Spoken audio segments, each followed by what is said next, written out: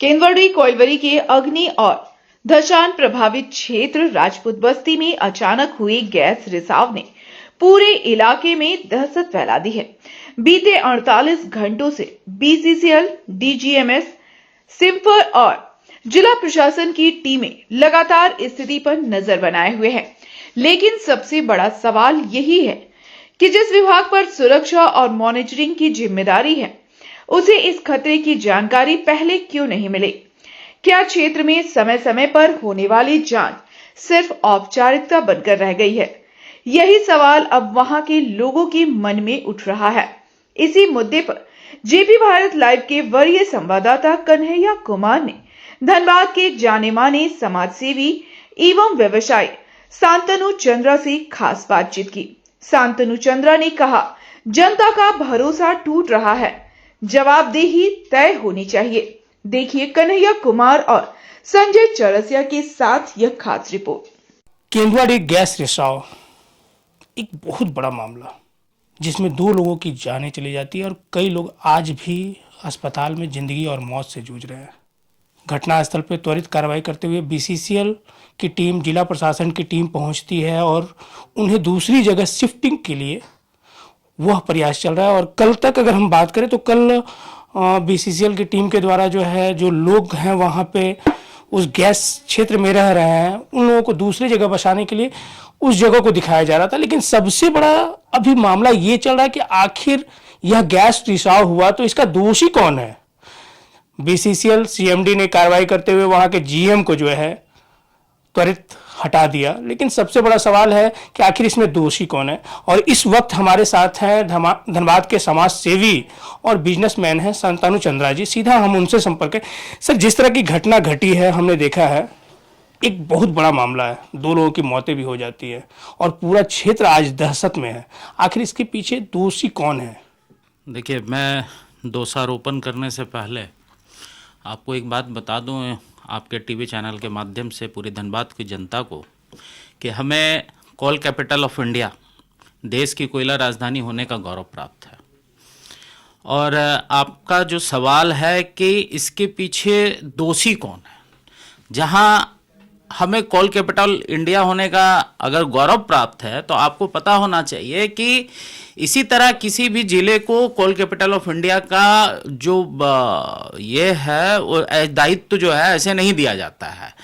जब हमें सरकार इसका दायित्व देती है तो उसके पीछे कई सारी ऑर्गेनाइजेशंस को भी स्थापित करती है उसके प्रोटेक्शन के लिए, उसके संरक्षण के लिए, ताकि ये निरंतर जो है यहाँ से, इस धनबाद की धरती से पूरे देश को ऊर्जा प्राप्त होते रहे। तो इसमें डीजीएमएस है, सिम्फर है, और सबसे बड़ी बात कि IIT ISM, Indian school of mines, जहाँ से ऐसे प्रतिभावान बच्चे निकलते हैं जिन्हें इसी की पढ़ाई जाती है, माइनिंग की पढ़ाई जाती है। अब इन संस्थानों के रहते इस धनबाद क्षेत्र में हम कैसे किसी को कह सकते हैं? पर एक सामाजिक व्यक्ति होने के नाते, और मैं यहाँ पे जो तमाम जनप्रतिनिधि हैं उनसे मैं आग्रह करता हूँ, ये मेरा खुद का भी अपना एक बात है जो मैं आपके माध्यम से रख रहा हूँ, कि इतनी बड़ी संस्थाएं होने के बावजूद इस तरह का घटना होना एक दुर्भाग्यपूर्ण है। और आपको पता होना चाहिए ये केंदवाड़ी ही इससे प्रभावित नहीं है, निरंतर धनबाद जिले में इस तरह की कई सारी घटनाएं होते रहती हैं। पर हमारा आंख तब खुलता है जब ये मुद्दा बड़ा हो जाता है या इसमें जान माल की हानि होती है लोगों की, तब हमें ऐसा महसूस होता है, यहाँ के जनप्रतिनिधियों को महसूस होता है, सामाजिक लोगों को महसूस होता है कि भाई ये तो बड़ा मुद्दा हो गया। तब हम दोषारोपण करने के लिए आ जाते हैं कि आप दोषी, हम दोषी, आप दोषी, हम दोषी। पर अगर हम यहाँ पे रह रहे हैं और सामाजिक रूप से रह रहे हैं, समाज के एक अंग के रूप में रह रहे हैं, तो हमारा ये कर्तव्य बनता है कि इन संस्थाओं को निरंतर उनके कार्य को बताना कि आपका ये कार्य है और आपके द्वारा इस तरह का इंस्पेक्शंस या इन अग्नि प्रभावित क्षेत्रों में नहीं किया गया है, या फिर इससे जो है आगे चल करके जान माल की हानि हो सकती है, यहाँ पे रहने वाले लोग प्रभावित हो सकते हैं। नहीं, जैसे डीजीएमएस की बात करते हैं तो खान सुरक्षा महानिदेशालय यहाँ पे जिसकी जिम्मेवारी ये है कि बीसीसीएल के जितने भी खदानें हैं और खासकर जो अग्नि प्रभावित क्षेत्र हो या जो भी एरिया है उसकी हमेशा समय समय पर जांच करनी चाहिए कि वहाँ की स्थिति क्या है। आए दिन देखा जाता है बरसात के दिनों में खबरें भी आती हैं कि कहीं दरारें पड़ गई हैं तो कहीं ज़मीन दोज हो गया है। तो आखिर ये जो नौबत आ रहा है तो उससे पहले ही क्यों ना अलर्ट मोड में कर दिया जाए कि नहीं, इन लोगों को अलर्ट करके जो विस्थापन की नीति बनी है उस विस्थापन नीति पर पूर्ण रूप से काम किया जाए। इन्हें अलर्ट मोड में लाएगा कौन? इसका दायित्व किसे जाता है? अगर मैं अपने आप को एक सामाजिक व्यक्ति के रूप में धनबाद में प्रतिस्थापित कर रहा हूं तो इसका दायित्व मुझे भी जाता है, यहाँ के जनप्रतिनिधियों को जाता है। डीजीएमएस के जो उच्च अधिकारी हैं, यहाँ डायरेक्टर लेवल के अधिकारी बैठते हैं, उनका भी यह दायित्व बनता है। पर उन्हें अवगत कराएगा कौन?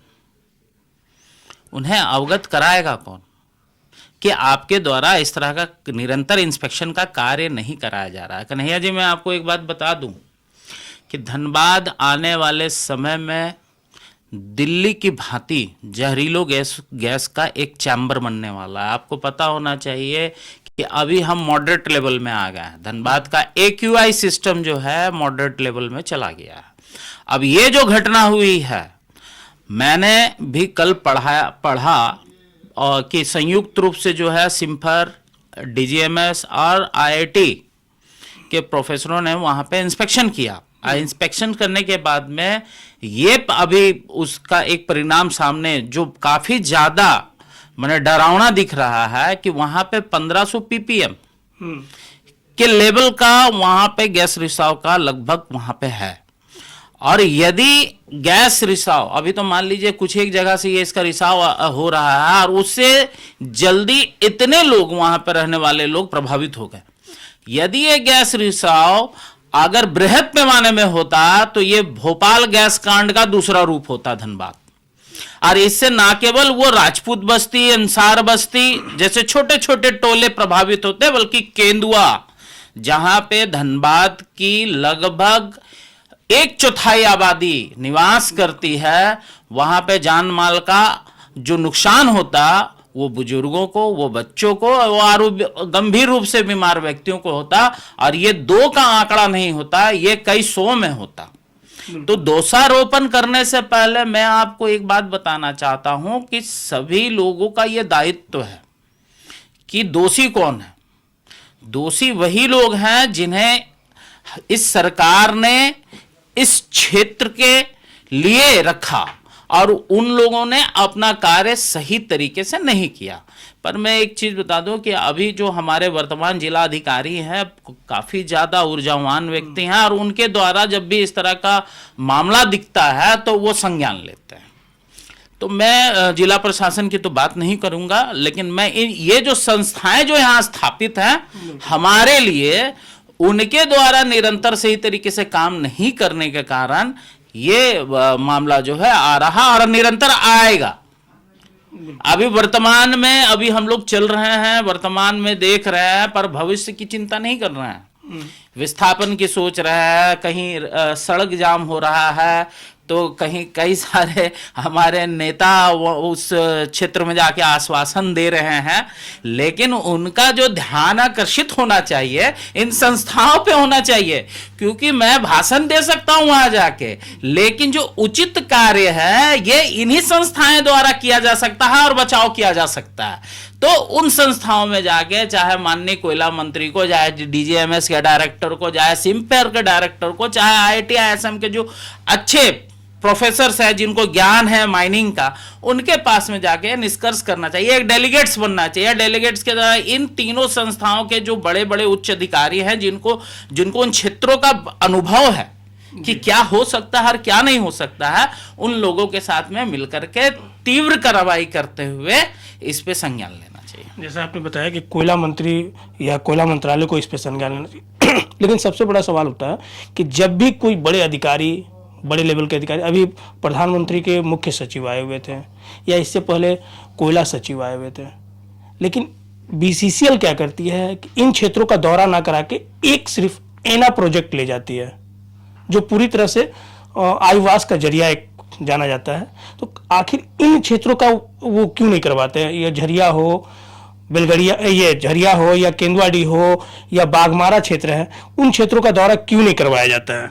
जब इस तरह के अधिकारी हमारे क्षेत्र में भ्रमण करते हैं तो इनका जो है एक प्रोटोकॉल रूट चार्ट पहले से तय रहता है कि ये इस जगह पे इनका इंस्पेक्शन होने वाला है या विजिट होने वाला है।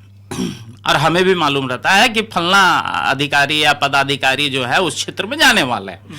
तो मैं तो कहूंगा कि आप इस देश के चौथे स्तंभ भी हैं और जो यहाँ के न्यूज़ चैनल जो है हमेशा सजग रहते हैं, धनबाद के लोगों की आवाज़ बनते हैं।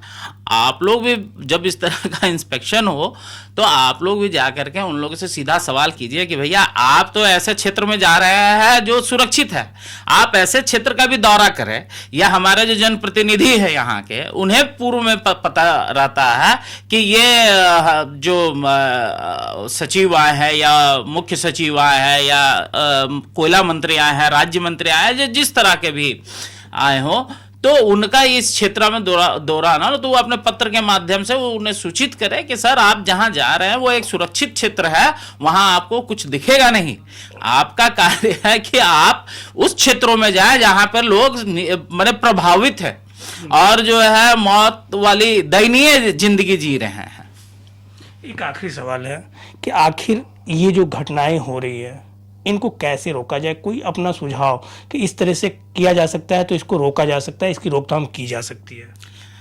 देखिए, मैंने आपको कह दिया कि मैं एक आम नागरिक, एक सामाजिक व्यक्ति हूँ। यदि मैं इस तरह का अपना सुझाव इन क्षेत्रों के लिए देता हूँ तो मैं जनता को बरगलाने का काम करता हूँ, क्योंकि मैंने आपको कहा कि ये धनबाद में इतनी बड़ी बड़ी संस्थाएं यहाँ स्थापित हैं, वहाँ पे उच्च स्तर के साइंटिस्ट, उच्च स्तरीय साइंटिस्ट यहाँ पे पदस्थापित हैं।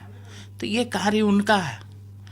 हमारा कार्य बनता है कि जनता को अवेयर करना, उन्हें सजग करना कि आपका ये मौलिक अधिकार है। आपने अपनी तमाम जिंदगी इन क्षेत्रों में रह करके बिताई, आपका मांग उठना चाहिए और संगठित होकर के उठना चाहिए। आप पता है, ऐसे भी झारखंड की जो जनता है काफ़ी ज़्यादा सीधी सादी होती है। उन्हें उनके सामने से उनका अधिकार छीना जाता है और वो जो है चुपचाप बैठी रहती है। और यही चीज़ जो हमारे पड़ोसी राज्य बंगाल में जो है ये उल्टा है। आप 1 रुपये का किराया आप वहाँ बढ़ा के दिखा दीजिए। मैं आपको थोड़ा ट्रैक से हट के बात कर रहा हूं, पर मैं अपने आवाज के माध्यम से धनबाद में निवास करने वाले जनताओं को अवगत कराना चाहता हूं, उन्हें सजग कराना चाहता हूं। आप 1 रुपया किराया सिर्फ बस का अपने पड़ोसी राज्य बंगाल में बढ़ा के दिखा दीजिए। जनता क्या होती है और उसका अधिकार क्या होता है वो बता देती है सरकार को, चाहे केंद्र हो चाहे राज्य हो। तो वही मैं बात कहना चाहता हूं कि मैं सुझाव नहीं देना चाहता, मैं एक आम व्यक्ति हूं। मैं ये कह दूं कि आप ऐसा करिए तो वो ठीक है। सिगड़ी देखते हैं। अंत में मैं एक बात कहना चाहता हूं, जब गांव में हम लोग रहते हैं तो सिगड़ी जलता था, तो मालूम चलता था कभी कभी कि फलन चाची सिगड़ी जला करके रात में ताप रही थी, सुबह उठी नहीं। क्यों? वो जो दहन होता है ना, वही चीज़ है। अभी केंदुआ के नीचे में जितना भी कोयला जल रहा है, जो अग्नि नीचे में जल रही है, उससे ये गैस का रिसाव हो रहा है, कार्बन मोनोऑक्साइड गैस का रिसाव हो रहा है। और ये जरूरी नहीं है कि आज 1 या 2 जगह से हो रहा है, कल 4 या 5 जगह से ना हो। आपको पता होगा शाम के वक्त में, क्योंकि हमारे यहाँ इन क्षेत्रों में जो है हम लोग LPG गैस यूज करते हैं, इलेक्ट्रिक का यूज करते हैं, पर उन क्षेत्रों में आज भी बहुत लोग कोयले पे निर्भर हैं। आप शाम में जब चले जाएंगे तो देखिएगा कि कोयला का एक परत आपको साफ तौर पे दिखता है। कोयला का एक परत जो है साफ तौर पे आपको वहां पे दिखेगा। वो क्या है? वो है कार्बन डाइऑक्साइड। जो शुद्ध वायु है उसका भार कार्बन डाइऑक्साइड से हमेशा कम होता है। तो कार्बन डाइऑक्साइड जो है हमारे लेवल तक, जहां हम ऑक्सीजन का इनहेल करते हैं, उस जगह को घेर लेती है और जो शुद्ध वायु का घनत्व को ऊपर की ओर ढकेल देती है। तो मैं वहां पे केंदुआ में रहने वाले तमाम नागरिकों को मैं आपके न्यूज चैनल के माध्यम से आग्रह करना चाहता हूं, विनम्र निवेदन करना चाहता हूं कि आप अपने हक और अधिकार की लड़ाई खुद लड़िए। आपका अधिकार है, किसी के बहकावे में मत आइए और आप ही अपनी लड़ाई जीत सकते हैं। बिल्कुल। खासकर ये हमारे साथ थे, धनबाद के समाज सेवी भी हैं, व्यवसायी भी हैं, और इन्होंने साफ तौर पे कहा है कि अपनी लड़ाई खुद लड़नी होगी और इसके लिए एकजुट होना होगा, तभी इन समस्याओं का जो समाधान है वो हो सकता है। बहरहाल अब ये देखना है कि उन लोगों के लिए जो यहाँ बीसीसीएल की कोल इंडिया की टीम है वो क्या कुछ करती है, लेकिन यह हम कह सकते हैं कि आज भी दर्द भरी जिंदगी जीने को बेबस है केंदुआ के लोग। धनबाद से संजय चौरसिया के साथ कन्हैया कुमार, जेपी भारत लाइव।